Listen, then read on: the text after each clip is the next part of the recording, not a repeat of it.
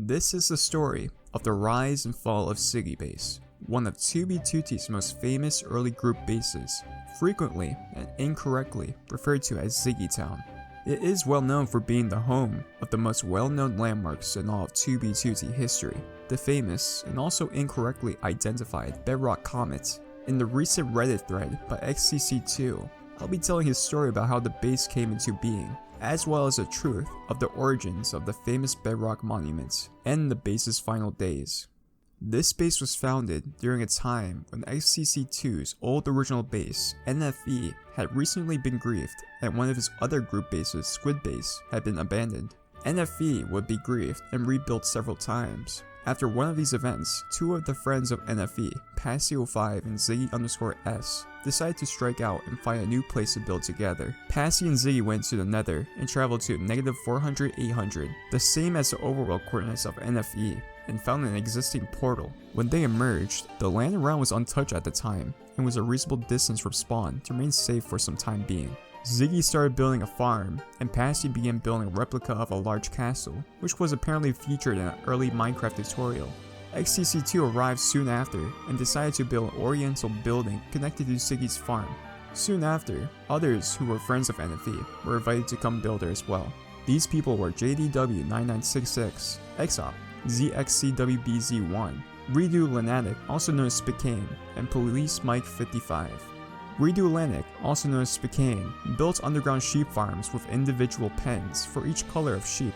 This was fairly revolutionary at the time, and was considered to be a luxury at a base. He would use this farm to create the green/purple wool, in quotes, daily dose pill sitting on a hillside. He also farmed the red wool that XCC2 used to build one of his favorite original designs on 2B2T, the Dormition Cathedral in Kavarask, which was later destroyed by lava. Exop designed a multi-level auto wheat farm and a lava-based incinerator with a redstone door. JDW made a nice stone brick tower. Passy built a spleef arena. Ziggy also attempted a very large dark room platform grinder made of netherrack. Police Mike 55 made a small house, and soon after, an ejaculating golden phallus. XCC2 built a small factory over the top of Passy's snow farm, which was reminiscent of a larger factory building he had created on Squid Base. Pop-Bob also arrived. He mostly idled at Ziggy Base, and didn't build anything of note, though he did create some drama when a new player came to 2B2T. Brad Nillen was new to the server, and XCC2 invited him to Ziggy Base.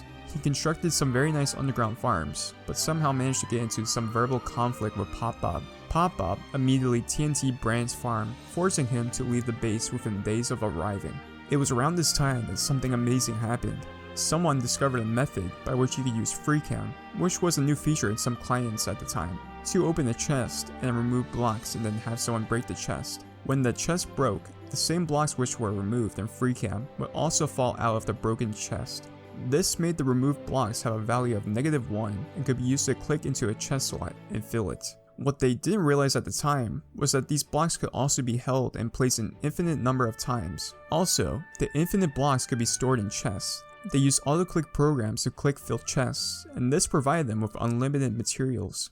When this was discovered, they contacted Cream of the Slop to get the coordinates for the stash of illegals, which was left over from the Pop-Bob backdoor plugin exploits of Plugin Town. Passy05 and XCC2 ran across the nether roof using speed potions and arrived at Cream's stash. They brought back spawn eggs, bedrock, and other illegals, and proceeded to dupe them as fast as they could. Passy would soon use his illegals and dupe bedrock, or pillow boulder as he liked to call it, to create the famous monument known all over 2B2T. Passy worked with Imperator Terai, known for Viking Base, or Imps, to voxelize a marker from the game Dead Space. Imp had voxelized the famous Christ the Redeemer statue, which he built at Viking Base, making it one of the most iconic structures in 2B2T history. With his help, Passy's Dead Space marker idea was made real and constructed with only a few mistakes with the bedrock placement. They would also use some of that bedrock to build a nearby vault, only accessible with FreeCam, featured in one of FitMC's videos, as well as a nearby bedrock wall, blocking off some of the ocean near a shoreline.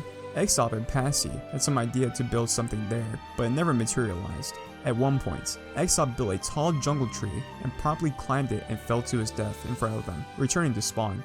He begged them to chest his gear, which they did. One time when he was AFK, Pop-Up decided to trap him in an iron drowning cage. You can see an early version of Pop-Up's N-Hack client in action. Ziggy Base would get many visitors, most of them friendly, including Int404 and Big Don 50. Ultimately, some unfriendly visitors would come to Ziggy Base, and it was decided to abandon it due to recurring griefing events. XCC2, Spicane, XOP, ZXCWBZ1, Pop-Up, and Bran would meet up with Amalimix and Cameron to go make a new base in a jungle, which would become XCC2's Jungle Salsa Research Station and the surrounding builds, but that's a story for another day. Ziggy Base would be resurrected in early 2014. XCC2 traveled back there after leaving one of his other grief bases only to find it in decent condition. He rebuilt XOP's ruined auto wheat farm into a stone brick and green glass tower.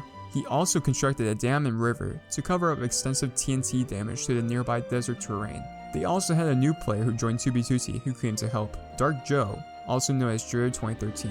One thing that XCC2 couldn't fix was their double spawner skeleton/zombie grinder, which had been wrecked in the previous griefing.